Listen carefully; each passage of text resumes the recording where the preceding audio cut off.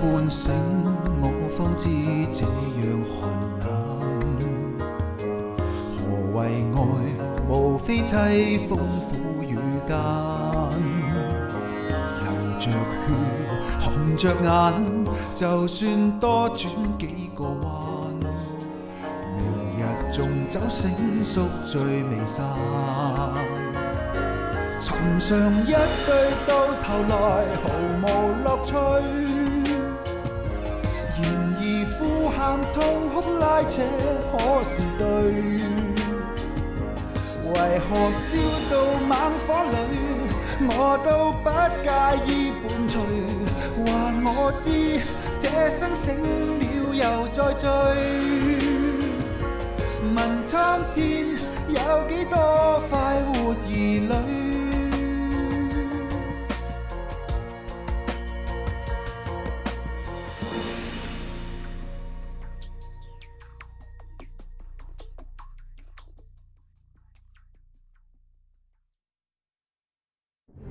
ប្រហែលថ្ងៃមុនដែលព្រះមហេសីចង់ចាត់ការមានតែអជនដែលព្រះអង្គសពប្រតិតែនៅពេលនេះស្នំយូត្រឡប់មកវិញអេអ៊ីងមានគ័រទាំង6ដំណាក់សុទ្ធតែដណ្ដើមអំណាចស្ថានភាពខ្លាំងជាបែបនេះព្រះមហេសីមិនឈឺក្បាលព្រួយប្រតិមិននឹងបានទៅបាបដែលព្រះមហេសីបានសាងសមនឹងទទួលកម្មហើយបាបកម្មនេះគ្រាន់តែឈឺក្បាលរំខានចិត្តតិចតួចទុកថាទេវតាមេត្តាស្រីម្នាក់នេះពេកហើយស្នំយូចូលកាន់តំណែងអ៊ីអ៊ីងខ្លាចជាទីសពតិហើយស្នំឈុនក៏មានអំណាចដែរគុំថាតែព្រះមហេសីត្រូវហត់នឿយទប់ទល់ជាមួយពួកនាងតាមពិតនាងក៏មិនខុសគ្នាដែរមានច្រើនយ៉ាងដែលខ្ញុំខុសចំពោះពួកនាងបើពួកនាងទាមទារយុត្តិធម៌ពីខ្ញុំគ្មានអ្វីនិយាយទេកុំគិតដូច្នោះជាដាច់ខាតពិតមែនតែនាងមិនចង់ប្រជែងជាមួយអ្នកណាបើពួកនោះមករករឿងនាងនឹងឃើញព្រះមហេសីទទួលកម្មបែបម៉េចនិយាយត្រូវដូច្នេះនៅពេលនេះ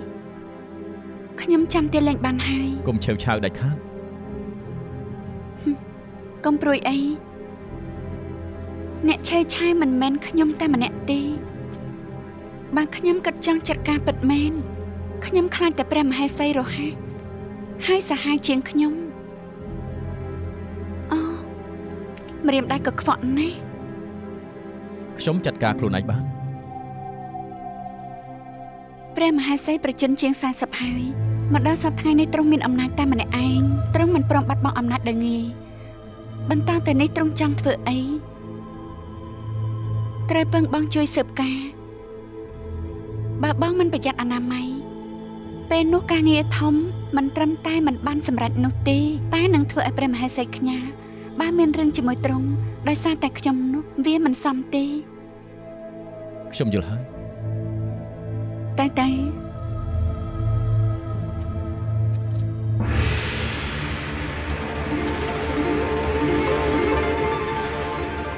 ព្រះមហេសីចាំខ្ញុំម្ចាស់លាងប្រេងចេញឲ្យសិនទើបអាចលាបថ្នាំឲ្យខ្មៅបានទ្រង់អត់ទ្រាំបន្តិចទៅកុំឲ្យយើងឃើញសក់ស្កូវនៅលើក្បាលយើងទៅបានហើយខ្ញុំម្ចាស់យល់ឲ្យព្រះមេម្ចាស់អូយកើតអីហេតុអីដៃនាងឈឺបែបនេះខ្ញុំម្ចាស់សំតែស្លាប់ព្រឹកមិញខ្ញុំម្ចាស់ត្រូវកំបិតមុតដៃខ្ញុំម្ចាស់គិតថារបួសក្រោមហើយទើបមកកក់ព្រះកេសាថ្វាយព្រះមហេសីតែខ្ញុំម្ចាស់មិនយល់ថាហេតុអីពេលរបួសត្រូវប្រេងចុងព្រះកេសាធ្វើឲ្យមានអារម្មណ៍ថាឈឺអញ្ចឹងឲ្យយើងមើលប្រេងលៀប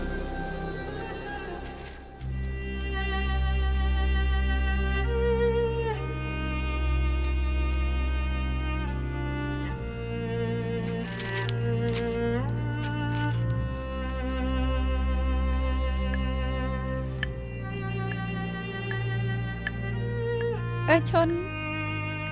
អរគុណបងស្រី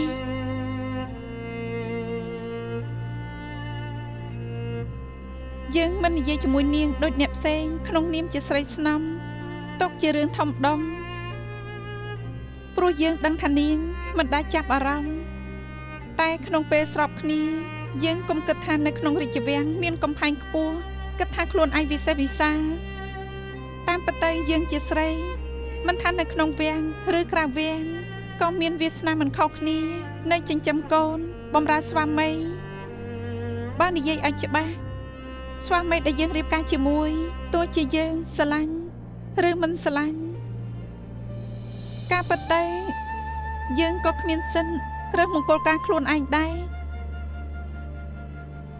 ខ្ញុំយល់ហេតុផលនេះច្បាស់ណាស់ បាឈីកុងកុងកំណត់ផ្លូវនេះឲ្យយើងត្បិតគាត់លែងបាននៅជាមួយយើងហើយប៉ុន្តែយើងត្រូវរើសផ្លូវដើរនេះបន្តទៀតមែនទេ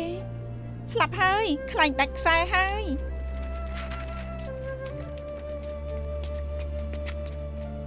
ខ្ញុំដឹងថាផ្លូវខាងមុខត្រូវដើរបន្តទៀតខ្ញុំពិតជាចំណាននឹងខ្លែងដែលហោះទៅតាមខ្យល់មិនបាច់គិតថាត្រូវទៅទិសណា យើងដឹងថាពេលនេះនាងគិតច្រើនព្រោះតែនាងគ្មានសង្ឃឹមគ្មានទីពឹងពាក់បងអូនស្រីបងមានរបស់ឲ្យឯង ជាអ្វីទៅ ក្របរុក្ខជាតិ ក្របរុក្ខជាតិអ្វីទៅ នាងដាំវាហើយនឹងដឹងថាជាអ្វីឲ្យកំណត់ជីវិតជាតួនាទីដែលមេឃប្រទានហើយក៏ជាបុណ្យមនុស្សស្រីគ្រាន់តែនាងត្រូវចាំទុំថាមានជីវិតនៅក្នុងផ្ទៃរងចាំនាងគិតបែបនេះធ្វើឲ្យមានន័យឡើងមក នេះខែប្រហែលហើយ 7 ឆ្នាំហើយព្រះស្នំ ខែ12ខែរងាឆ្នាំនេះដូចជាយូរជាពិសេស ព្រះស្នំនៅភូមិខាងត្បូងហើយទៅមករាជធានីពេលស្លឹកឈើលាស់ទៅសម្រាប់ខ្លួនចូល4រដូវនៅរាជធានីមិនបានកាលនឹងខ្ញុំម្ចាស់ទៅចូលវាំងថ្មីមានអារម្មណ៍ថាទីនេះរងាដល់នៅមិនបាន នាងនៅខាងត្បូងអី ខ្ញុំម្ចាស់នៅភូមិថើនកេជាជនទៀតតុងសសម័យកាំងស៊ីបានតាមព្រះអង្គទៅភូមិខាងត្បូងហើយរស់នៅមកដល់បច្ចុប្បន្ន ក្នុងគ្រួសារមានច្រើនអ្នកទេ ព្រះមេម្ចាស់ព្រះស្នំខ្ញុំម្ចាស់មានឪពុកម្ដាយនិងបងប្រុស3នាក់របស់ខ្ញុំម្ចាស់មានគ្រួសារហើយថែមទាំងមានប្អូនស្រី4នាក់ហើយអ៊ំពូមីងទាំងអស់មាន5គ្រួសារពួកយើងនៅផ្ទះជុំគ្នាហើយបងប្អូនជីដូនមួយសរុបរួមគ្នាឲ្យតែដល់ថ្ងៃបុណ្យក៏មកជុំគ្នានៅក្នុងផ្ទះឡើងចង្អៀនសឹងតែគ្មានកន្លែងឲ្យឈឹងខ្ញុំម្ចាស់ភ្លេចខ្លួនសូមព្រះស្នំបរិយាទានទោសផង និយាយពីរឿងក្នុងគ្រួសារគ្រប់គ្នាតែងភ្លេចខ្លួនដល់និយាយមិនឈប់នាងបំរើខ្ញុំមកយូរហើយខ្ញុំទៅដឹងថាឋានៈរបស់នាងចាវាយដូចខ្ញុំមិនដែលយកចិត្តទុកដាក់ ព្រះស្នំកំត្រាស់ដូចនេះអីខ្ញុំម្ចាស់មិនហ៊ានទេខ្ញុំម្ចាស់អាចមានអាយុខ្លីបាន និយាយរឿងក្នុងគ្រួសារឲ្យខ្ញុំស្ដាប់បន្តិចទៀតទៅតំណាក់តំណងជាមួយប្អូនយ៉ាងម៉េចដែរ បាននិយាយទៅគ្រប់គ្នាខ្លាចខ្ញុំម្ចាស់ ខ្លាចនាងហ៎ ដោយសារអ៊ំពូផ្ដល់ភាពសំខាន់ដល់កូនប្រុសតែចៃដន្យពុកស្រឡាញ់ខ្ញុំម្ចាស់ជាងគេដូច្នេះទើបខ្ញុំម្ចាស់ការជាងគេក្នុងផ្ទះតែពេលចូលក្នុងវាំងហើយពួកគេចង់ខ្លាចក៏លែងបានខ្លាចដែរ កុំបារម្ភអីប្រហែលឆ្នាំទៀតនាងក៏ចេញពីទីនេះទៅកាន់កន្លែងដែលរងចាំនាងហើយជួបអ្នកដែលរងចាំនាងប៉ុណ្ណឹងក៏ធ្វើឲ្យមានក្តីសុខហើយ ព្រះស្នំរឿងមិញនេះដែលខ្ញុំម្ចាស់និយាយធ្វើឲ្យមិនសប្បាយប្រទៃទីនេះខ្យល់ខ្លាំងណាស់ប្រយ័ត្នផ្ដាសាយប៉ះពាល់ដល់ព្រះកត្រឡប់ទៅដំណាក់ឈិនឈានទៅព្រះមេម្ចាស់ ក្នុងឬក្រៅដំណាក់ឈិនឈានវាមិនខុសគ្នានោះទេ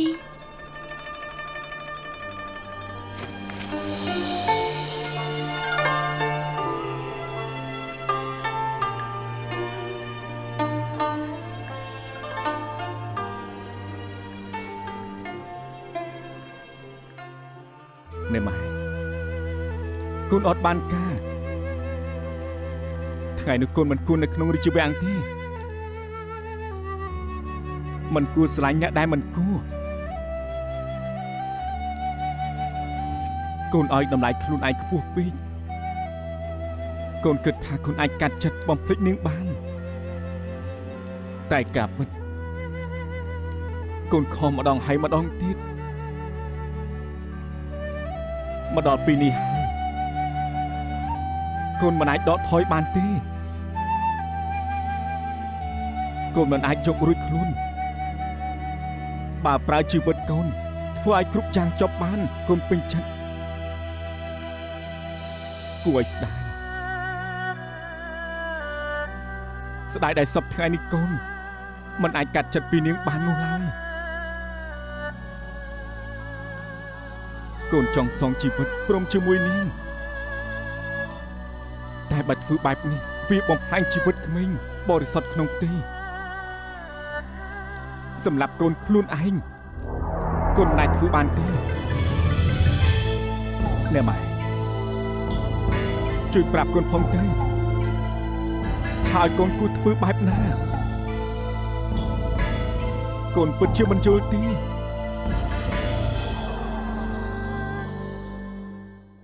បើគិតមិនចង់នៅផ្ទះចេញមកដើម្បីផឹកស្រាក៏បានដែរផឹកស្រាទីណាក៏ដូចតែគ្នា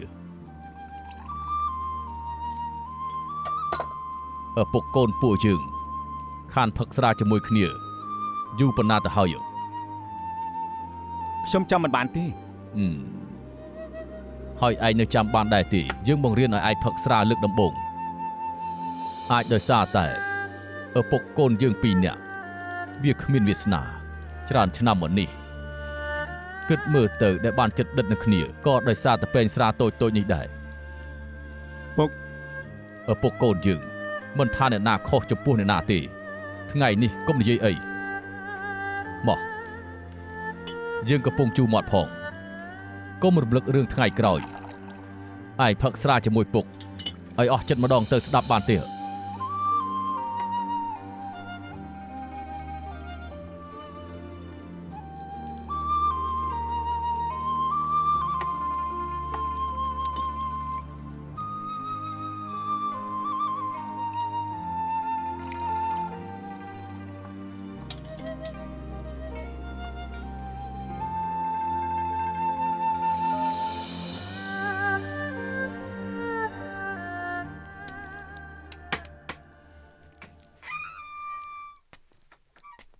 លោកបងភ្ញាក់ហើយអីជប់មិញ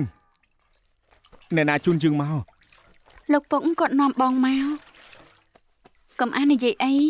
បងលោកមកចេញសិនទៅត្រូវហើយហេតុអីជប់មិញផឹកដល់ទៅស្វឹងប្រយ័ត្នខូចសុខភាពណាអីយ៉ាចេញឈាមហើយហេតុអីយូរហើយរបួសមិនទាន់ជាទៀតយើងឆាប់ចូលវាំងចូលវាំងក្រែងថាថ្ងៃនេះមិនត្រូវចូលវេនអ្នកណាប្រាប់នាងលោកពុកជាអ្នកប្រាប់ព្រឹកនេះលោកពុកគាត់ផ្ដាំទុក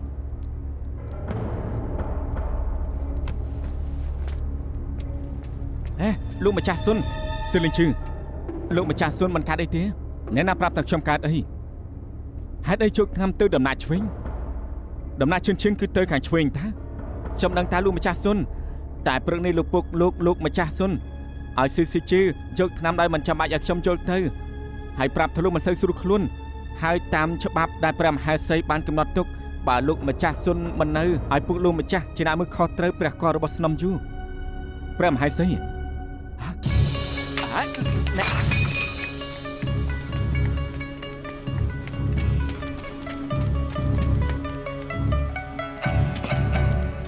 ព្រះស្នំអសត់បានមកដល់ឲ្យព្រះមេម្ចាស់ទងនៅនឹងចា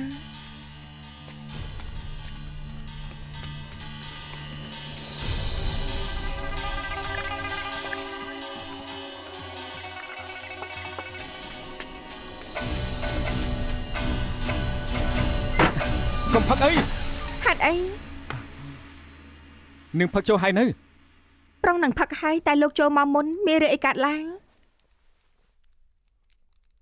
ផ្កានៅដែនក្រហមមិនក៏ខ្លាចជាអញ្ចឹងព្រះស្នំមានរឿងអីកើតឡើងព្រះមេម្ចាស់មានអីទេយើងមិនប្រយ័ត្នធ្វើឲ្យពេញថ្នាំធ្លាចាំខ្ញុំម្ចាស់ឲ្យគេដាំយកមកថ្មីព្រះមេម្ចាស់មិនខុសទេរឿងថ្នាំសង្កេយលោកម្ចាស់សុនចាត់ការបានយើងជឿថាលោកម្ចាស់សុនអាចចាត់ការរឿងនេះបានយ៉ាងល្អពិតទេ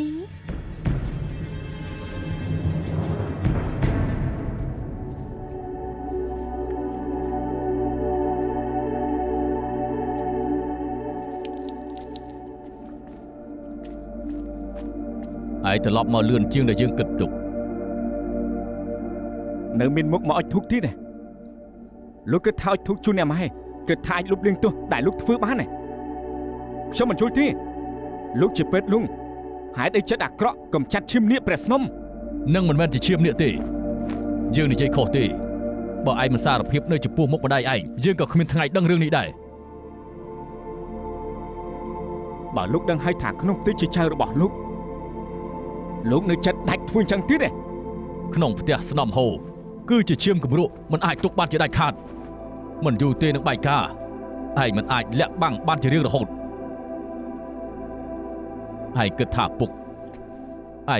កបំផ្លាញឈាមរបស់ឯងពុកកំណាចខូខើតែឯងដែលគិតខ្លះទេថាពុកត្រូវសម្លាប់ចៅខ្លួនឯងដល់ផ្ទាល់ដៃពុកនេះមិនឈឺចាប់ទេមែនទេ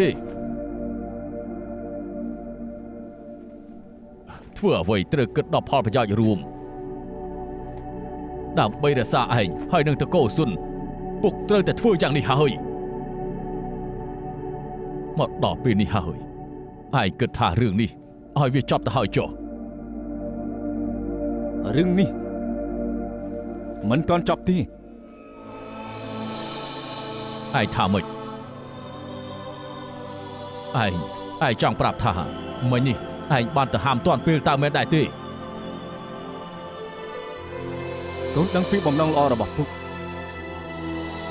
បើមានឱកាសឲ្យកូនរើសម្ដងទៀតកូនក៏មិនចិត្តដាច់ធ្វើដែរបើវាខ្លាចជាងចឹងហើយនោះ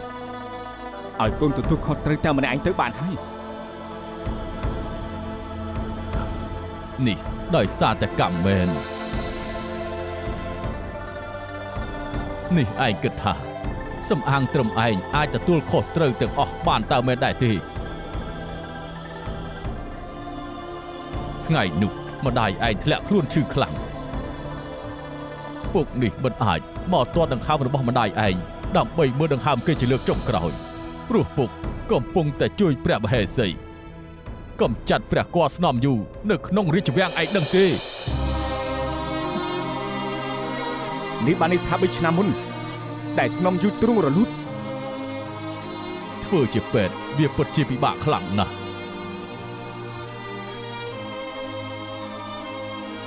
ឯងយល់ចិត្តពុកដែរទេទោះជាគ្មានជំរឿ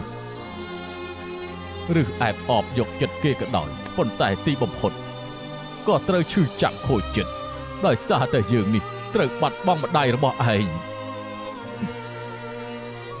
ស្មានមកដល់ហើយពុកស្មានមកដល់ហើយដូច្នេះហើយសូមឲ្យទេវតាដាក់ទោសពុកមកចុះ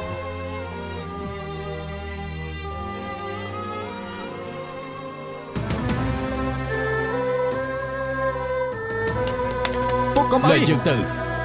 ខ្ញុំសាងបាបខ្ញុំជាអ្នកទទួលខុសត្រូវពុកមិនចាំបាច់ធ្វើអញ្ចឹងទេហើយនេះក៏មិនមែនជាវិធីដោះស្រាយបញ្ហាដែរ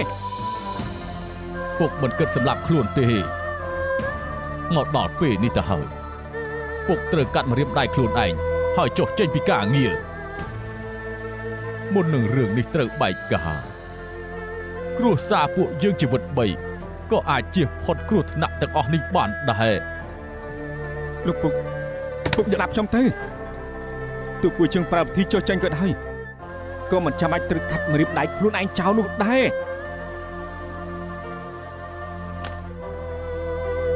ព្រះមហេសីកំណាចខូខើចង់ឲ្យទ្រង់ដោះលែងពួកយើងឯងគិតថាត្រឹមសម្ដីមួយម៉ាត់ពីរម៉ាត់ក៏អាចធ្វើអញ្ចឹងបានតើមែនដែរទេ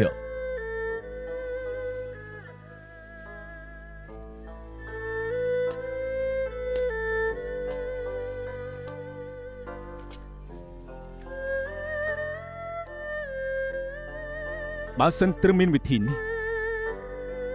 អ្នកដែលកាត់ម្រាមដៃក៏មិនមែនជាពុកដែរ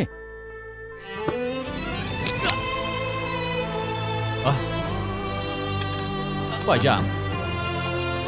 ពុកកូនខុស បាយយ៉ាង តែកូនស្រឡាញ់ស្នំហូរវាជាកម្មរបស់កូន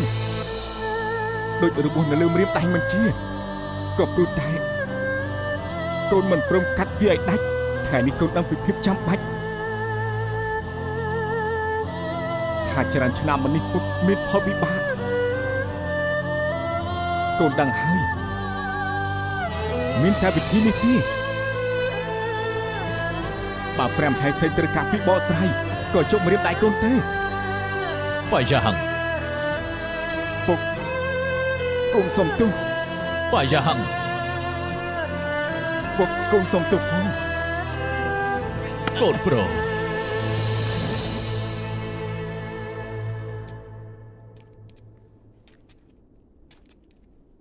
មិនដឹងថាជាមេរៀនឬព្រះអង្គរវល់នឹងកិច្ចការរាជកិច្ចទេពួកគេមិនចង់ឲ្យព្រះអង្គទ្រង់ខ្ញាល់ដូច្នេះមិនថាស្នំយូរឬក៏ស្នំហូក៏ដោយរាល់ថ្ងៃពួកគេចូលគាល់ព្រះមហេសីតាមទម្លាប់ដូចធម្មតាហើយមិនគិតចង់តតាំងជាមួយព្រះមហេសីទេតែផ្ទុយគ្នាព្រះមហេសីពេលនេះរវល់នឹងការសម្រាកព្យាបាលព្រះកាយគ្មានពេលមកគិតរឿងតតាំងជាមួយពួកនាងទេអានឈៀននាងក៏អត់ទ្រាំសិនទៅមិនយូរប៉ុន្មានទេឱកាសនឹងក្លាយជារបស់នាងខ្ញុំគិតថាកំឡុងពេលនេះនាងគួរទៅរកវិធីចូលក្បែរប្រកាយព្រះអង្គនាងក៏ដឹងដែរថាព្រះអង្គសពតិភាពឆ្លាតឆ្លៀសវៃរបស់នាងបើនាងជួយចែករំលែករឿងស្រុកទេសដល់ព្រះអង្គបានពិតមែនបើចុះដើមទាំងអស់វាមិនសូនទៅទេខ្ញុំមិនចង់ទៅវាំងយ៉ាងស៊ីនក ុំចឹងអីពេលនេះគ្រប់គ្នាមិនទុកចិត្តគ្នាក៏មានតែនាង បងចង់ឲ្យខ្ញុំទម្ងន់មែនទេ យ៉ាងណាព្រះអង្គក៏ជាស្វាមីនាង ព្រះអង្គនៅតែជាព្រះអង្គចំពោះខ្ញុំព្រះអង្គជាឧបករណ៍សម្រាប់សងសឹក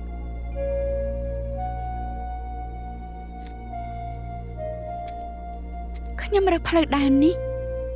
ខ្ញុំមិនគិតចង់ត្រឡប់ថយក្រោយព្រោះរឿងរ៉ាវកន្លងមកខ្ញុំបំភ្លេចចោលយូរហើយដើម្បីបានសងសឹកខ្ញុំសុខចិត្តលះបង់ខ្លួនឲ្យបុរសតែមិនមែនបានន័យថាខ្ញុំព្រមស្រឡាញ់យកចិត្តឲ្យព្រមមានកូនជាមួយគេបើត្រូវសម្រាប់អ្នកណាម្នាក់ដើម្បីឲ្យជីវិតមួយកាត់ឡើងខ្ញុំគិតថាមិនយុត្តិធម៌ចំពោះគេហើយខ្ញុំធ្វើមិនបាន ថ្វាយបង្គំស្នំអាន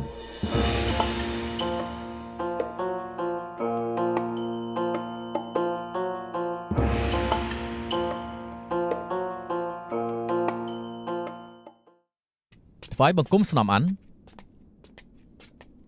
វ៉ាងកងកងតាមសបាយ ចៃដនមែនឆាងកងកងដើរលេងជាមួយនឹងស្នំអានណា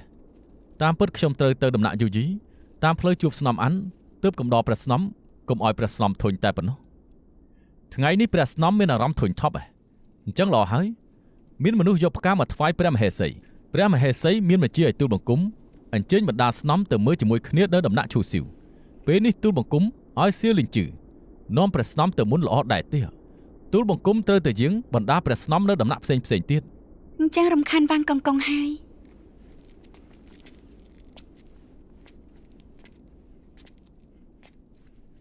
ឆាងកងកងមានរឿងមួយខ្ញុំភ្លេចប្រាប់លោកយប់នេះព្រះអង្គយាងទៅដំណាក់ឈូស៊ីវដូច្នេះពេលព្រះមហេសីទទួលបណ្ដាព្រះស្នំរួចចង់ឲ្យលោកជួយតែងព្រះកេសាចាំទទួលព្រះអង្គណាខ្ញុំនឹងចាំចូលគាល់ព្រះមហេសីយឺតណាស់ហើយរំខានឆាងកងកងហើយ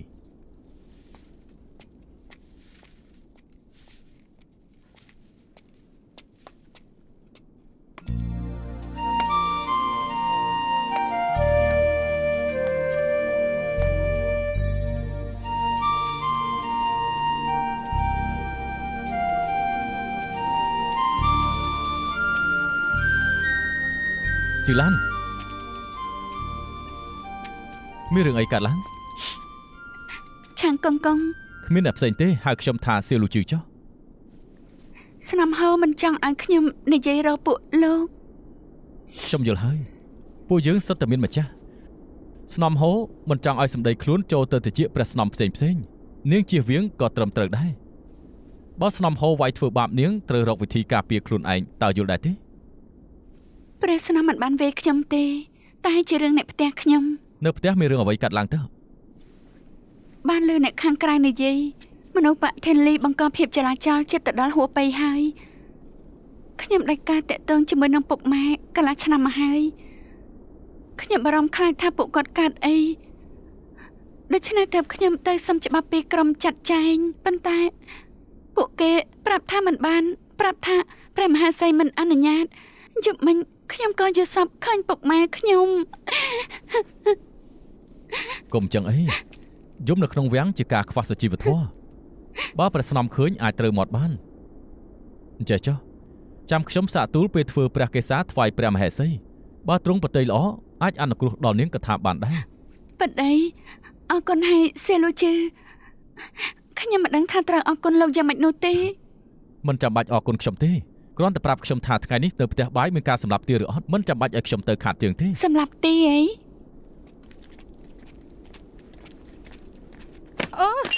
ខ្ញុំមិនប្រយ័ត្នសុំទោសវ៉ាន់កងកង នាងនៅក្នុងវាំងមិនស្គាល់ច្បាប់ទម្លាប់ទេទៅយើងទោះសល់ពាក់កណ្ដាលក៏សៀលលូជឺត្រូវចាប់ដែរ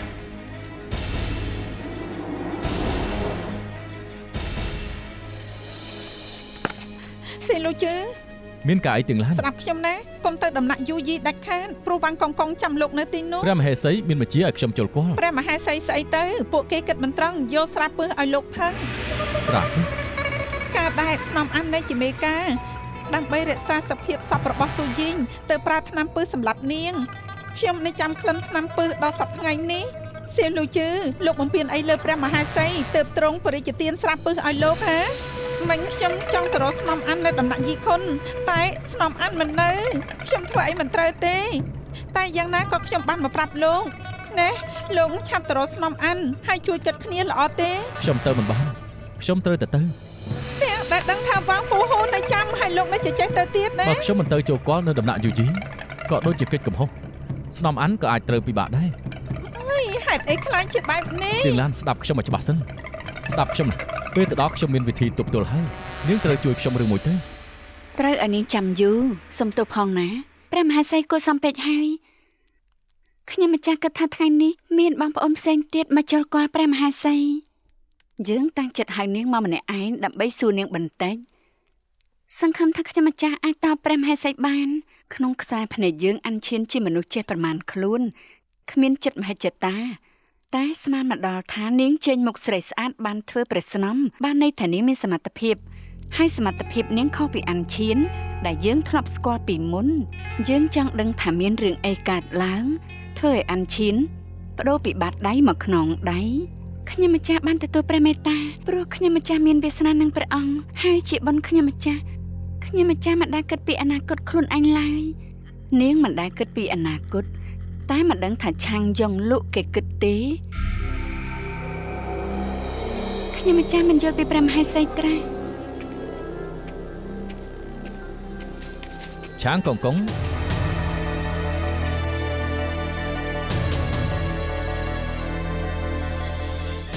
ដើមឡើយឆាំងយើងលក់ជាអាមាត្យឋានៈតូចតាចព្រោះយើងពេញចិត្តធ្វើដៃធ្វើសក់របស់គេទើបឧស្សាហ៍ហៅគេប្រើស្មានមកដល់ថាគេរមិលគុណលាយថ្នាំពឹសក្នុងថ្នាំលាបសក់យើងអានឈានដឹងទេថាគេមានគោលបំណងអីមនុស្សក្នុងវាំងដឹងច្បាស់ថានាងនឹងគេជាបងប្អូនធម៌ពេលនេះឆាំងយើងលក់ហ៊ានដាក់ថ្នាំពឹសយើងនេះមិនមែនគំនិតគេតែម្នាក់ឯងទេដឹង ឆាំងយ៉ាងលក់លាយថ្នាំពឹសក្នុងព្រៃលាបសក់ច្បាស់ជាការយល់ច្រឡំប្រកាសជាមានអ្វីមិនខានហើយពេលយាយនាងស្លាប់នៅកណ្ដាលព្រៃមានអ្វីយល់ច្រឡំទេការពិតព្រោះតែរឿងនេះយើងគិតឲ្យតែស្រីស្នំតូចតាចដូចជានាងហ៊ានខົບខិតជាមួយអាមាត្យប្រើថ្នាំពឹសធ្វើបាបយើងវាច្បាស់ជាមានអ្វីមិនខានចំពោះនាងហេតុផលមានតែមួយគត់គឺនាងដឹងការពិតហើយ ព្រះមហេសីមានបញ្ជាថាឆាងកងកងហត់នឿយដូច្នេះមុនចូលគាល់ឲ្យបរិជ្ជទានស្រាជារង្វាន់ដល់ឆាងកងកង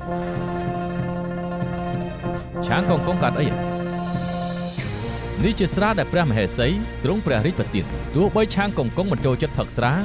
ក៏មិនអាចប្រឆាំងនឹងរាជបញ្ជាបានដែរ ដែលយើងធ្វើបែបនេះកុំឲ្យនាងបារម្ភមកក្រោយជួយយើងកម្ចាត់អ៊ីអ៊ីងបង្ក្រាបអំណាចស្នំយូហើយតាំងចិត្តធ្វើការឲ្យយើងតែនាងបែរជារមិលគុណយើង ព្រះ ព្រះមហាក្សត្រគិតថាខ្ញុំម្ចាស់ចង់លបធ្វើឃាត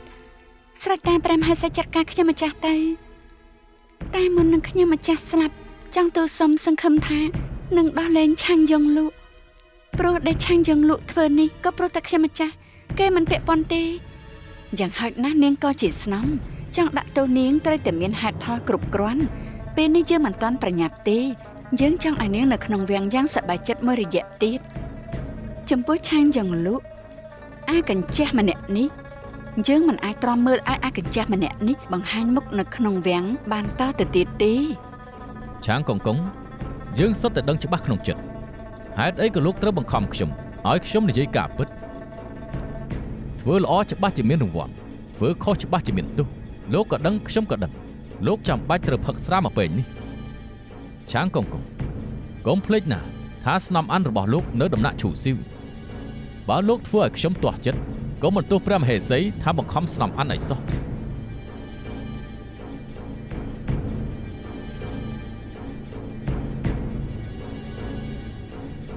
រំខានកងកងមកជួបដំណើរខ្ញុំ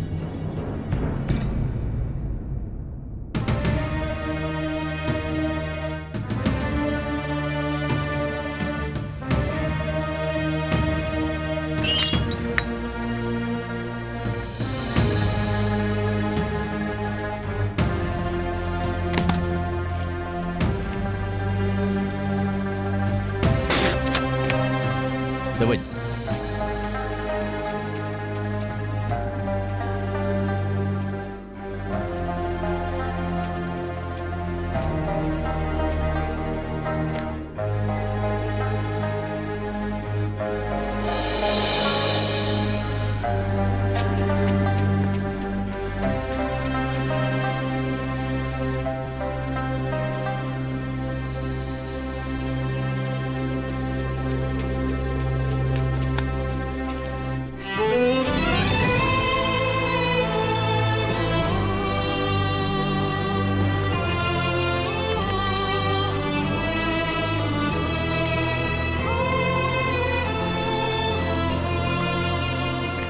សេឡូជឺ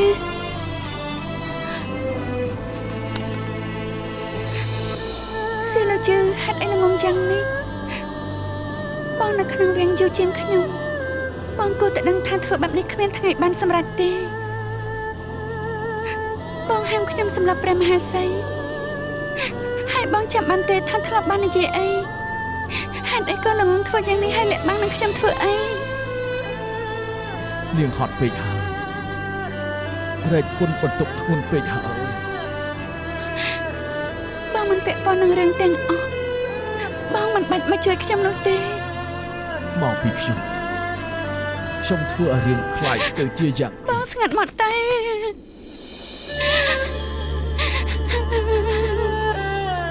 តាមពិតខ្ញុំមិនដែលចង់ប្រាប់រឿងដែលយាយនាងស្លាប់ឲ្យនាងដឹងទេប៉ុន្តែខ្ញុំមិនចង់ឲ្យនាងទៅមិនចង់ឲ្យនាងទៅចោលខ្ញុំមិនចង់ឲ្យនាងនៅជាមួយហ្វុងអូខ្ញុំមិនចង់ឲ្យនាងទៅចោលខ្ញុំទេតាំងពីអាយុ18ឆ្នាំ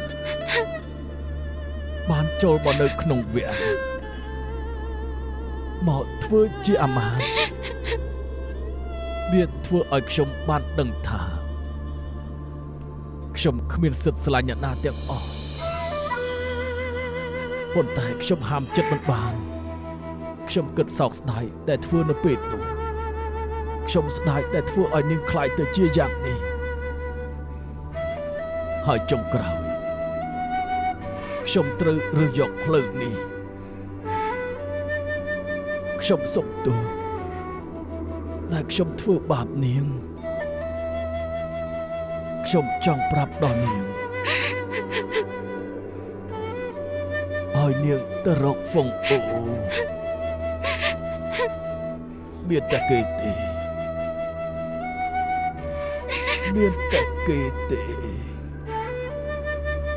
ដែលសេឡូជឺ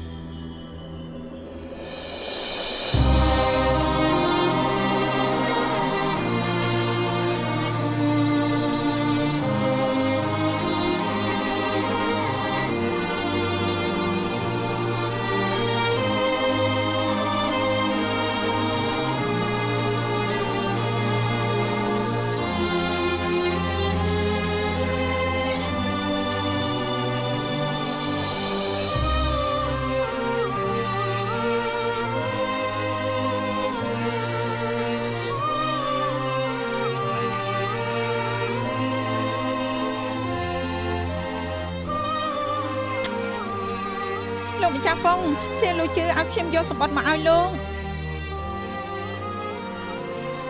ស្នំអានមិនចង់ឲ្យខ្ញុំពិបាកទៅបន្លំមកគាត់លាក់បាំងនឹងខ្ញុំតែខ្ញុំដឹងថាពួកគាត់រៀបផែនការទប់ទល់ព្រះមហេសីពេលនេះព្រះមហេសីប្រហែលដឹងរឿងពួកគាត់លោកម្ចាស់ហ្វុងខ្ញុំសូមវល់ឆាប់ទៅជួយសៀលូជឺជួយស្នំអានផងទៅ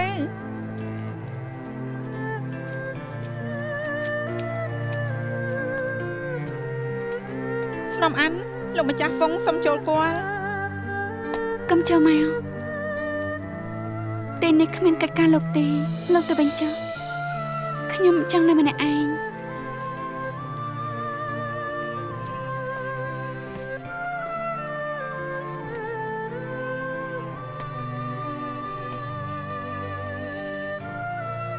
ខ្ញុំបានទទួលសម្បត្តិ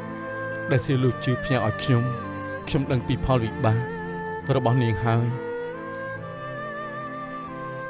ពិតអី មិនក៏ល្ងងយ៉ាងនេះហេតុអីមិនប្រាប់ខ្ញុំហេតុអីត្រូវរែកពុនបន្ទុកតែម្នាក់ឯង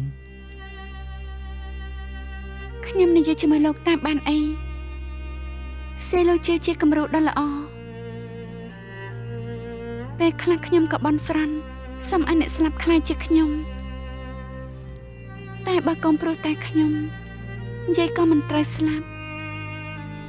ហើយសេលោកជាអាចរស់នៅយ៉ាងមានក្តីសុខ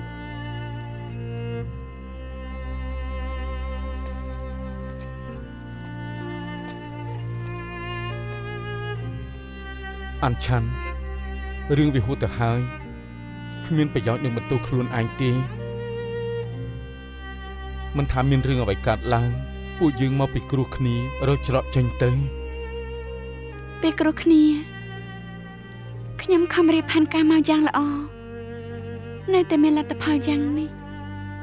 តែត្រូវពីគ្រោះគ្នាទៀតអី ព្រះមហេសីធំជាងគេទាំង6ដំណាក់តែនាងក៏ជាព្រះស្នំព្រះមហេសីមិនហ៊ានធ្វើអីទេឲ្យតែយើងរក្សាជីវិតទុក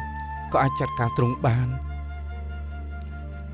លោកក៏ថាជីវិតខ្ញុំសប្តាហ៍នេះនៅមានតម្លៃទៀត ហេតុអីក៏ថាគ្មានបើមនុស្សសញ្ចេតនាខ្លួនឯងព្រោះសៀលូជឺដែលសៀលូជឺលះបង់ដើម្បីនាងអានឆាន់ឲ្យតែមិនអស់សង្ឃឹមទោះជាអ្វីក៏អាចកែប្រែបានដែរ ខ្ញុំដឹងថាលោកមិនប្រាប់រឿងនេះដល់អ្នកណាដាច់ខាតតែខ្ញុំសង្ឃឹមថាលោកកុំលូកដៃនឹងរឿងនេះខ្ញុំចាត់ការរឿងខ្ញុំបាន អានឆាន់ លោកនិយាយត្រូវខ្ញុំជាព្រះស្នំសង្ឃឹមថាលោកនឹងហៅខ្ញុំថាជាព្រះស្នំអានទាំងឡានជួយដំណើរភ្ញៀវ លោកម្ចាស់ហ្វុងអញ្ជើញ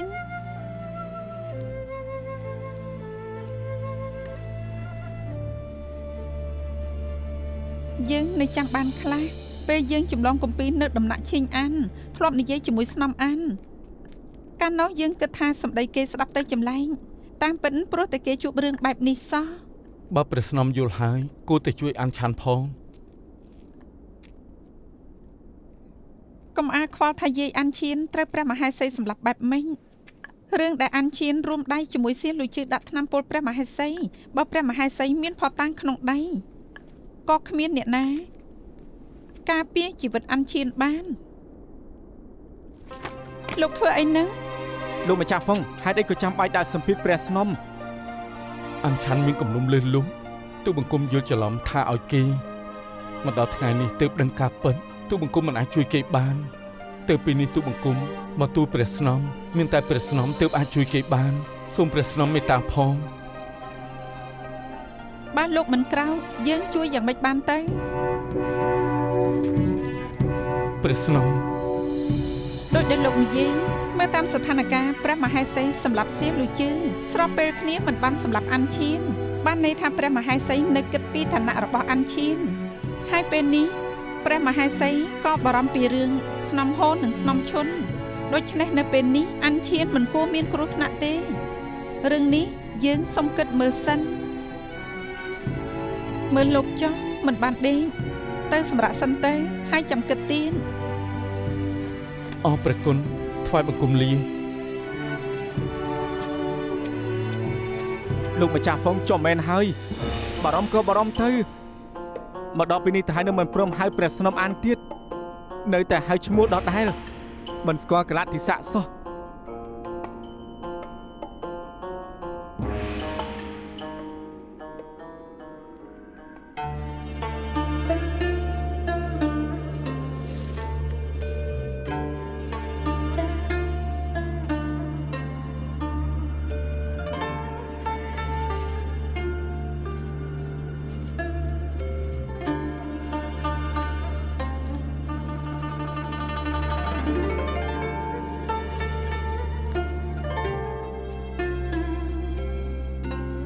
មនុស្សស្លាប់ទៅហើយត្រូវចេះកាត់ចិត្តខ្លះ ព្រះស្នាមសំដៅលើសេលូជឺឬហ្វុងអូព្រះមេម្ចាស់ មិនខុសគ្នាទេត្រូវទេ ខ្ញុំម្ចាស់ចិត្តមិនរឹងគ្រប់គ្រាន់ដូចគ្នានឹងសេលូជឺមិនស្លាប់នៅអត់ទ្រាំចាំជប់ខ្ញុំម្ចាស់សមត្ថភាពនេះខ្ញុំម្ចាស់មិនអាចធ្វើបានព្រះស្នាមទុកប្រតិចុះ មុននឹងសៀលលួយជឿស្លាប់លូនទៅខាងណាគេចង់ទៅណា ប្រហែលតែរងបោកសម្អាត តែនាងក៏នៅដំណាក់យីខុនយូរហើយ មុនសេលូជឺស្លាប់ប្រហែលវង្វេងគិតថាខ្ញុំម្ចាស់ជាមេការនៅទីនោះ វង្វេងពិតមែនបើមនុស្សយើងសម្រាប់ចិត្តដើរទៅមុខហើយ